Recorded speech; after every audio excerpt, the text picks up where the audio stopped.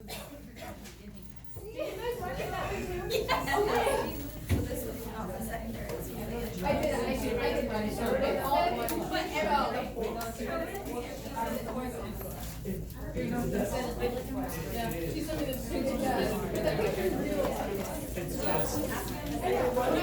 so we're going back to our blastocyst, but now we're going to pay attention to the inner cell mass. Okay? So you'll see the same stages of implantation that we go through, and you don't have to worry about, whether it's day 21 or day whatever. I will tell you when the heart starts to beat, but as far as what we see on different dates, you don't have to worry about those. Okay? So I'm not going to draw the entire blastula. We're going to focus on inner cell mass. So that is, again, still the fetal chromosomal set of 2N that was created with the fertilization of the oocyte. All of these cells are still that. And we're going to see how the inner cell mass changes to a bilaminar disc of an epiblast and a hypoblast. And then how that bilaminar disc changes to trilaminar disc. But we're not flat disc of cells. We have a hollow tube, our ventral cavity, and the tube within that. So we'll finish up with the folding of the embryo. So the trilaminar disc folds longitudinally to form a tubular structure and then curves head to feet to form the fetal curvature that we talked about with the spinal vertebral column and so on. Okay? And then we'll talk about what organs and tissues develop from the 3 layers that develop from the trilaminar disc. So when we had our inner cell mass, you'll recall I had the layer cells closest to the stratum functionalis, and I drew that. Actually, I'm going to flip it around because I want that to be the upper portion here. So I'm flipping the blastula around, and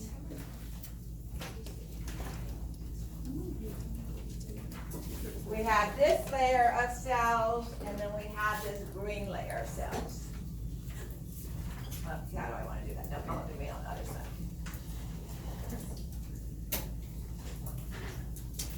Okay. And the cytotrophoblast in relationship here, we're in this format. All right? So let's label some structures here so you can go back and compare it if you wish. Cytotrophoblast. And then both the green and the orange together form the inner cell mass.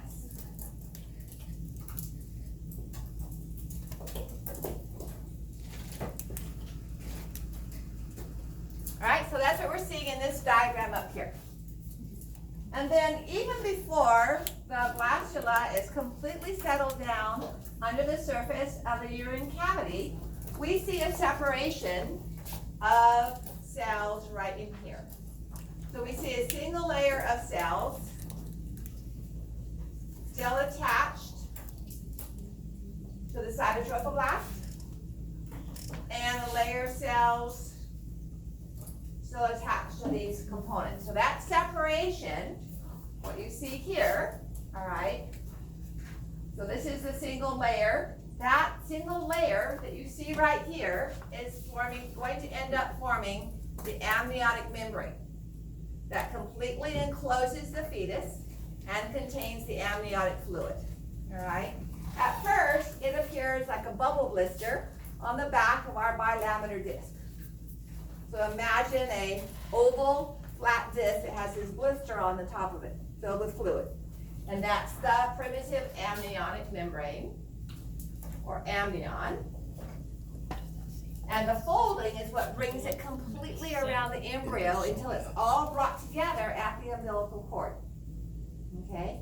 So it's the longitudinal and lateral folding of the embryo that then brings it from that blister bubble on the back to completely enclosing the embryo.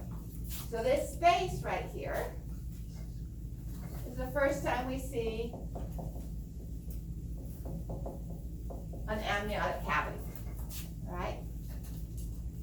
Now the green tissue is called the hypoblast.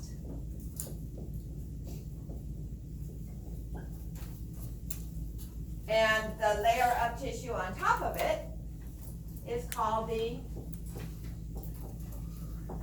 epiblast. Okay? So the same color as what's forming the amnion forms what we call the epiblast. And then deep to that, facing the rest of the blastula hollow cavity, is our hypoblast. Okay?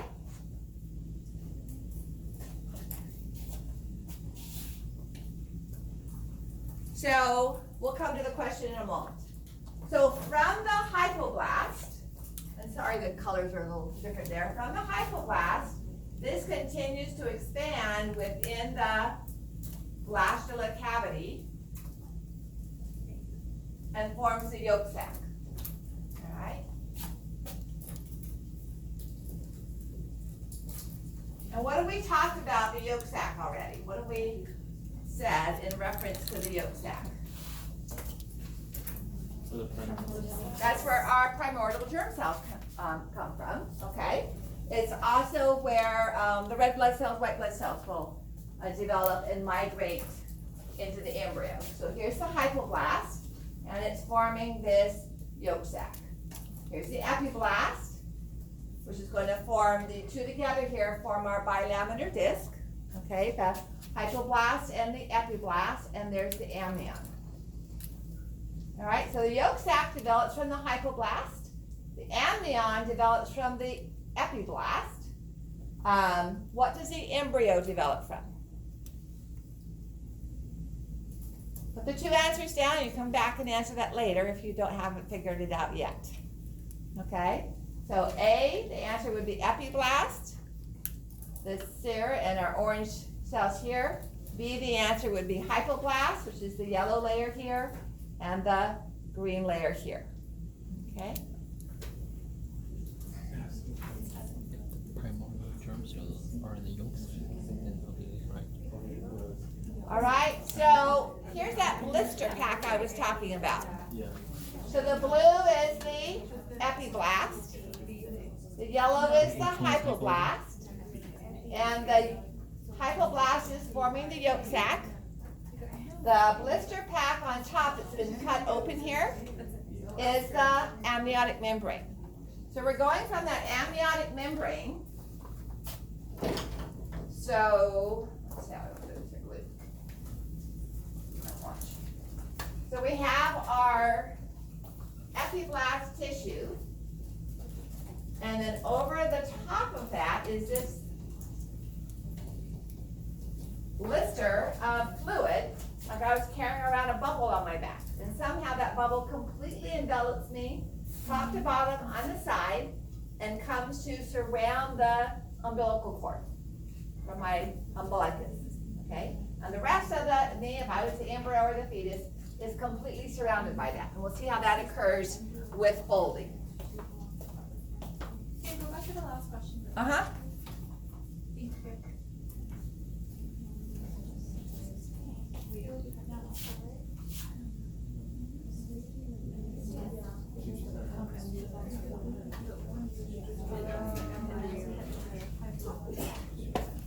So for the longest time, by long I mean I was probably had my doctorate and half of my teaching career, I always thought that the ectoderm, which is our skin, okay, and the nervous system came from the epiblast, and the endoderm, which is the lining of the digestive tract and the formation of the trachea and all of that, the endoderm came from the hypoblast. But that's not true, okay? So here's what happens. We'll leave this diagram here, and I'm going to draw a section through that. So I'm turning it on end, okay, and making a transverse section through it. So here is our epiblast. I'm cutting it this way and then turning it around, okay? And here is the hypoblast. Since I have it labeled there, I'm not gonna redo it here. So if you took Bio 430 from me last semester, we talked about the embryology and the development of the brain. All right, the formation of the neural tube and the vesicles of the brain, the proencephalon and so on. We talked about how these cells pile up and create a groove, all right? So what happens is these cells migrate down that groove and they push aside the hypoblast. Okay, so now I'm going to start, although they were orange, I'm going to make them blue. So they migrate down in here, they push aside the hypoblast, the yolk sac remains,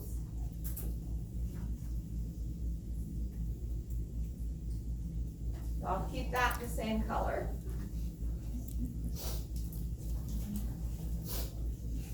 But to reinforce, these blue cells came from the orange cells, okay?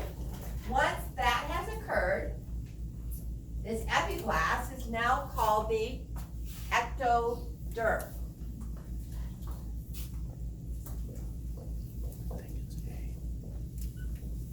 And the blue cells are known as the endoderm. But these cells keep on migrating and moving down that groove. And now they're going to take their place between the ectoderm and the endoderm.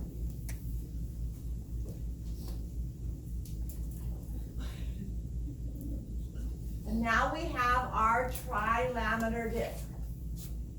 We have the ectoderm, we have the endoderm, and in between the two, we have the mesoderm, okay? Do they also come from the orange? So all of the tissues, here's your answer to that previous question, all of the tissues of our embryo come from the epiblast, okay? The only thing that is in the embryo that comes from the hypoblast would be the primordial germ cells and the blood cells, the angioblasts, all right? So if I may erase this diagram on the left, I want to write a short list of tissues that develop from each of those three layers of our trilaminar disc. So have you guys taken your photographs that you need? Okay.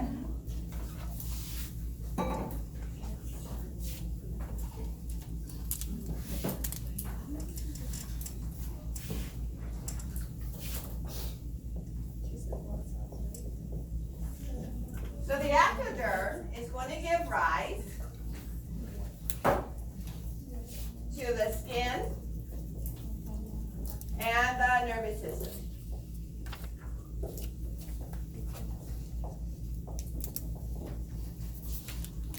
Okay, and that includes the center of the adrenal glands where we find what used to be nerve cells releasing norepinephrine. They actually migrate into that area, okay? Then the mesoderm, and there's a list of this at the end of lecture, a little bit more complete.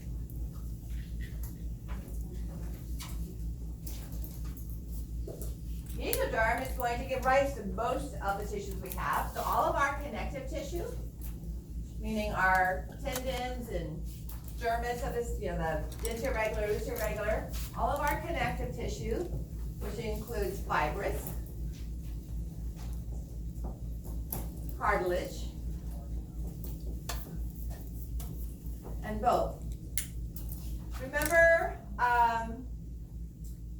in bone development with the endochondral and intramembranous ossification, we talked about mesenchymal cells becoming osteoblasts, or mesenchymal cells becoming chondroblasts for the endochondral. That comes from the mesoderm, okay? In addition to connective tissue, the mesoderm is going to form muscle tissue. So cardiac muscle, smooth muscle, skeletal muscle is going to come from the mesoderm.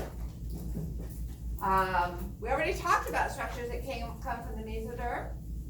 The testis and the ovaries, that genital ridge. The surface of it, the dermal epithelia, form the follicular cells or the Sertoli cells. But deep to that was mesoderm, and that formed the kidneys, and it actually is where the Leydig cells come from. And theca interna cells are coming from the mesoderm. So it forms that meat, if you will, the internal structure and cells of the testis and ovaries and kidneys. And then we have connective tissue, we have muscle tissue, we even get epithelial tissue coming from the mesoderm. Any idea where that epithelial tissue would be? Remember our peritoneal membrane and our pleural membranes and our pericardial membranes, the serous membranes? That comes from mesoderm. Okay? So our serous membranes, the simple squamous epithelia of our serous membranes, as well as its connective tissue. So pleura, pericardium, and peritoneum.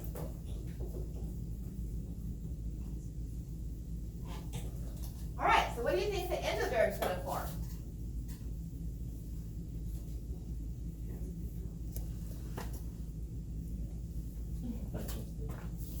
It's going to form epithelium.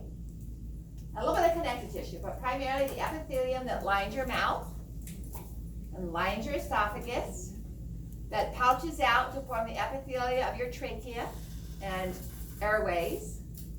All right, the epithelia of your stomach and intestines that pouches out to form the liver and the pancreas. Those are all epithelial cells forming those glands.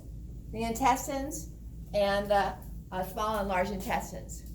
So all the epithelial lining that is endo, it's inside the gut that goes from your mouth to your anal canal, and all the glands that pouch out of that. Okay? So, epithelial lining.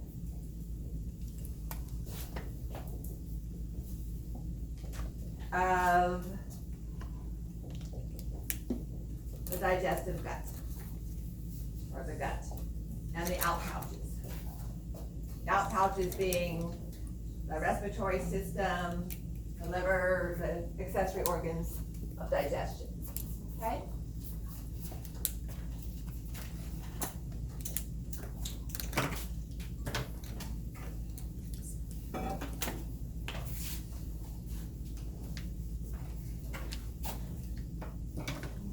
So let me switch to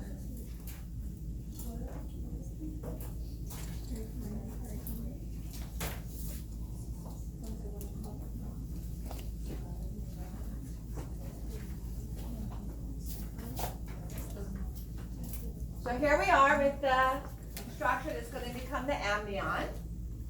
Epiblast in blue and hypoblast in yellow. And now the hypoblast has formed the yolk sac. Okay? So here's the amniotic cavity. This would be day 14 after fertilization. All right? We're at the end of what would have been normal menses if that had fertilization hadn't occurred. So now we see this groove, and this is where this is happening. It's called gastrulation, although I don't use that term. That's where the cells are migrating from the epiblast down in between the epiblast and hypoblast. So that section I talked about is what they're showing here.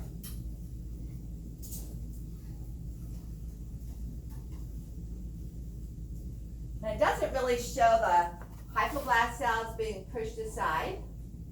You don't have to worry about primitive node. We're not doing a true embryology class here.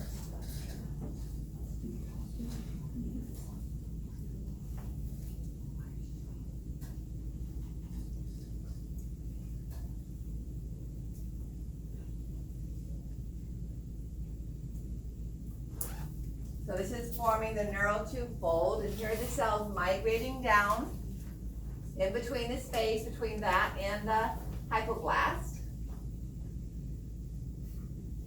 And that's going to form the endoderm. And then between the endoderm and the ectoderm, we're going to see the mesoderm, okay? Now with this diagram, it makes it look like it's still part of the hypoblast, but it's not. As I drew on the board in a different color, it's pushed aside the hypoblast cells, and all of those had their origin from the epiblast, okay? So I just wanted you to see that little bit of animation. Is there an animation for the folds? For the folding? Yeah. Ninja nerd. He's good. Yeah, he's pretty solid. So here's what we talked about, what I drew on the board. Okay, just showing a little, so you can see that the epiblast cells come down and push aside the hypoblast to form the endoderm at the first, and then the mesodermal cells come into play between those two layers. And that's our trilaminar disc, so we don't have any folding yet. All right, so ectoderm, skin and nervous system, developed from the epiblast. What do the mesoderm and the endoderm develop from? Kind of a rephrasing of the previous question.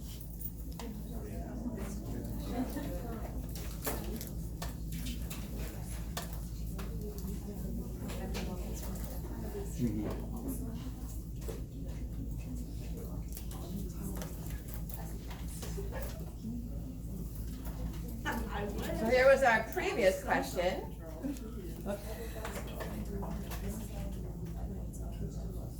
So embryo is made up of ectoderm, mesoderm, and endoderm. Okay, I just asked this a different way in a more specific format. Same question. Well, sort of the same question. Okay. Is it still hypoblast? And the previous one is It wasn't yesterday. everything came. All right, you ready to move on? Jesus Christ. That's our last question, I think. The promo- All right. the promo- So now here's our mesoderm, here's our trilaminar disc, okay? So it's yolk sac here, but endoderm here. I know it looks like it's the same thing because it's the same color. But our endoderm and mesoderm and ectoderm all came from the epiblast layer. All right, so even though it looks like it's still just a continuation of the yolk sac, it's actually different. Now, the red is our mesoderm. This is where most of our change comes from, all right? So the mesoderm expands laterally and splits in half. Part of it goes up and partially around the amnion. The rest of it starts to grow down, and it's going to pinch off the yolk sac from the curving endoderm. The endoderm, and it helps you just think of it as the esophagus and small intestine, all right? So that makes a lateral folding. It forms a tube, basically, between your mouth and your anus. And that's lined with endoderm. But it has smooth muscle around it, right? Your esophagus has muscle, your intestines have muscle around it. So as this rounds off and pinches, this muscle right here comes around as well and forms the smooth muscle of your gut. So that when you swallow, the skeletal and smooth muscle move the food down to your stomach. And your stomach has smooth muscle that churns and mixes up the food. And then your intestines have smooth muscle that does peristalsis, just like we saw in the ureter and urethra, moving urine or moving the sperm, okay? So as this comes around, creating the digestive tube, what do you think is going to happen to that? It's still going to form muscle. May I erase the board? You guys okay with that?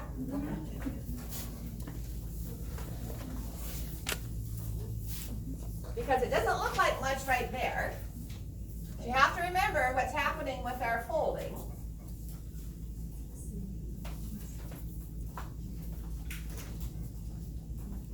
So as this curves around and is forming forming the smooth muscle of the gut.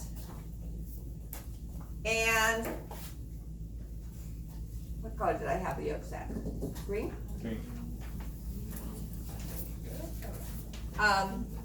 But here it's going to be the endoderm. Endoderm was orange? Orange. Okay.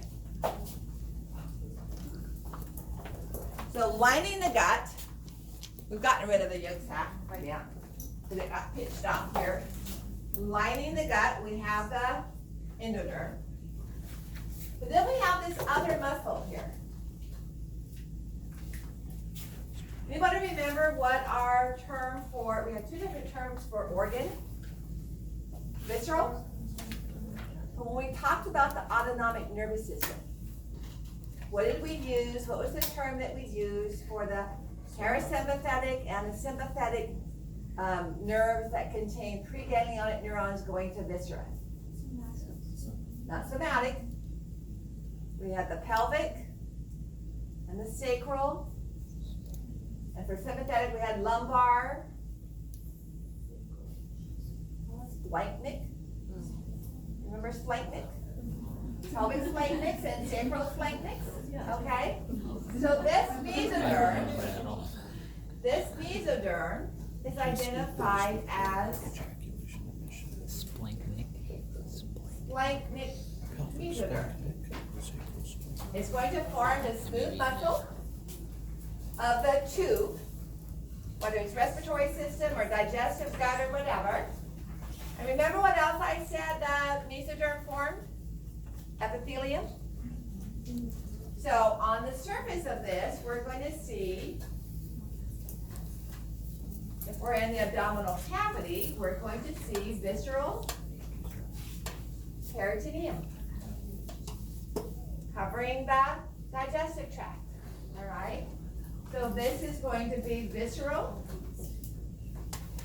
For this case, we're in the digestive tract, so we'll just go ahead and call it peritoneum, which is continuous with the parietal peritoneum on the body wall. Where do we get that? That's skeletal muscle though, right? Notice this right here.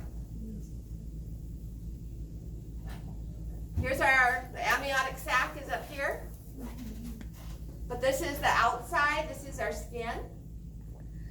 So this starts to pull around in that lateral folding. And we pull around the muscle as well.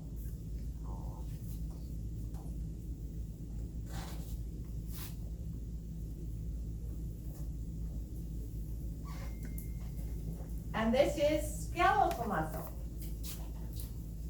So what's our word for body wall? Splanchnic is organ. What's body wall? Anybody remember or know? Soma. So this muscle is somatic mesoderm.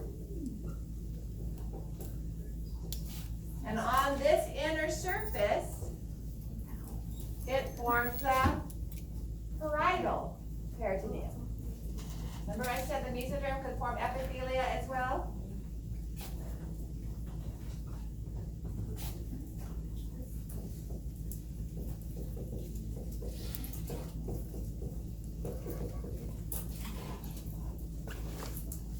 And this would be our ventral cavity, which at this level of the embryo is the abdominal cavity.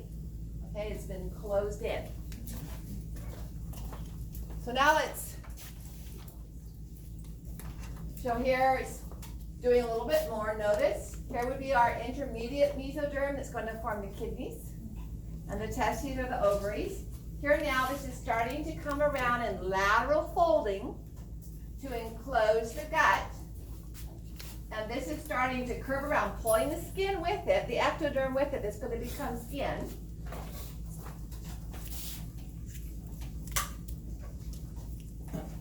So as this closes in and pinches off the yolk sac, which eventually disappears, here's what I drew on the board.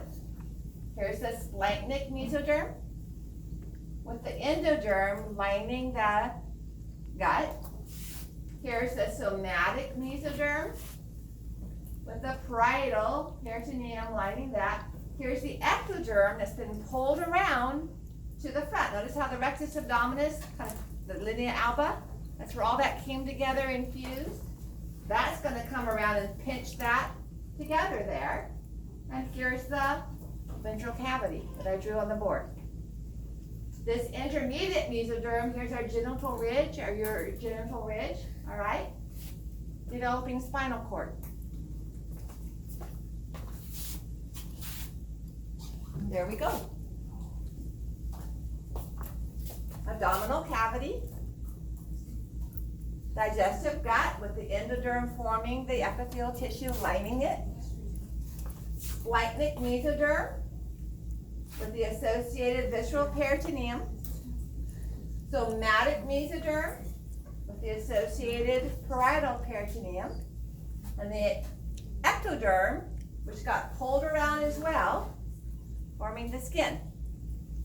Okay? Now that doesn't show the amniotic sac, but remember the amnio was up here? As it got pulled around, it comes around as well.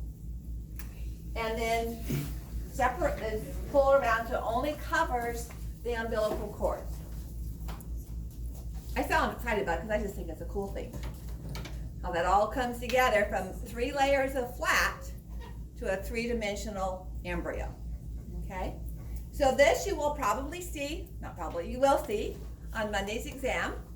Okay?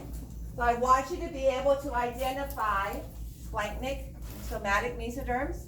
Intermediate mesoderm here is going to form our kidneys and testes or ovaries. Ectoderm is forming the skin and nervous system.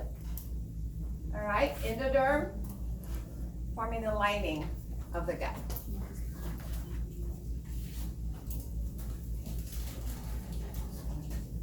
That's where we're going to talk about contraception, but other than that, that's where the embryonic development ends. But we'll look at some videos, okay? But that's the end of content as far as embryonic development. I wanted to get us to that complete closed structure. All right, this is not a question for you. That's where I pulled all the questions I wasn't working. So let me look up a video that shows that.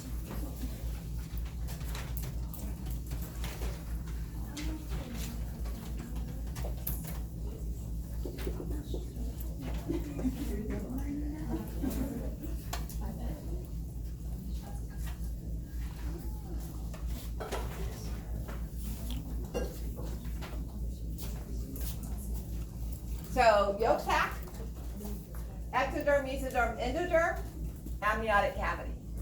Okay.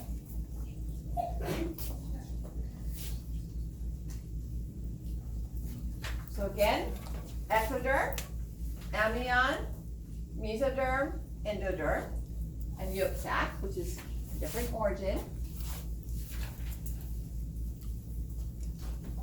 So now we're pulling down the skeletal muscle. Here's the intermediate mesoderm forming. These 2 blood vessels, by the way, are going to fuse to form the aorta. And we'll talk about how the heart is formed. Here's the ventral cavity that's starting to form. Here's the smooth muscle of the gut. Let me stop that.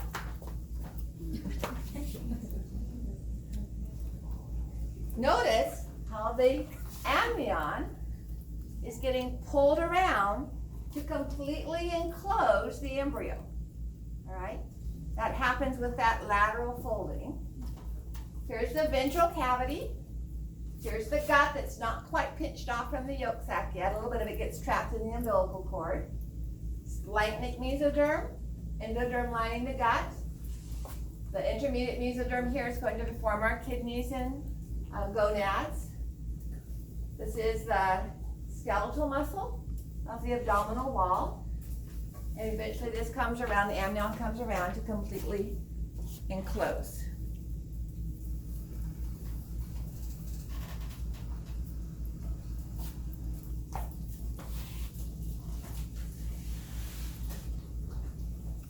I'll try to put a link to this up tomorrow. You can watch it again, okay? It'll be in the module under the lecture PowerPoints for this.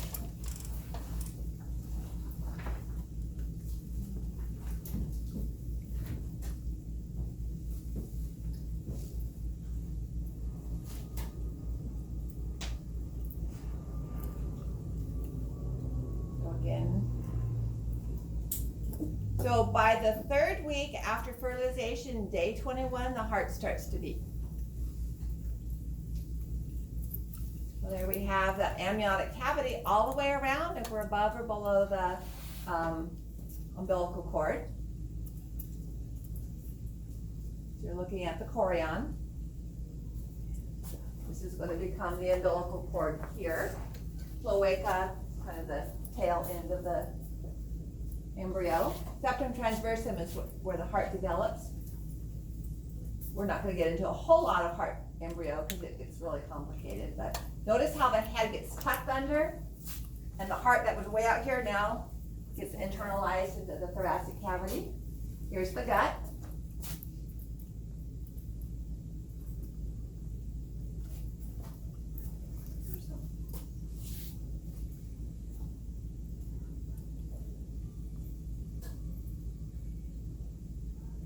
Okay.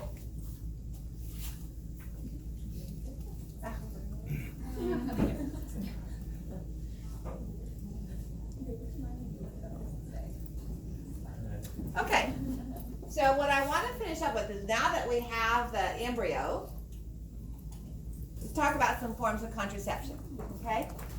So contraception is prevention of all of this happening.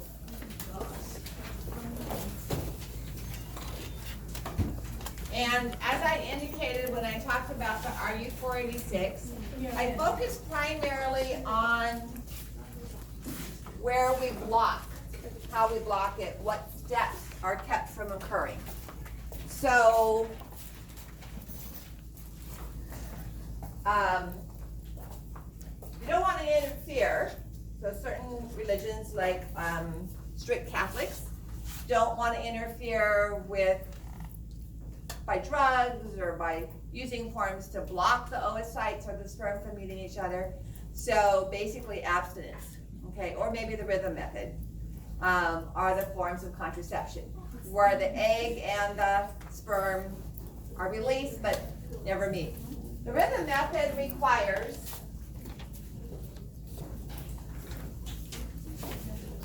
a woman to know exactly when she ovulates.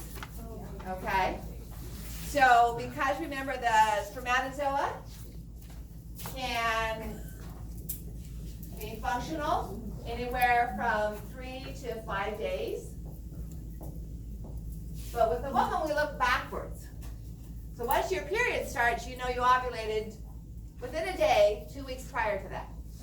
But it could be another 10 days, 14 days, 30 days, 9 months. If you're really stressed, it might be 2 years before you ovulate again. Okay? Which makes it, if you're really irregular, really hard to know when to prepare for it. Because if it's like 6 months away, you're not going to know when to use a pad or a tampon or something like that. So it can be kind of difficult. You just go with well, I was going to say go with the club, but that was really bad.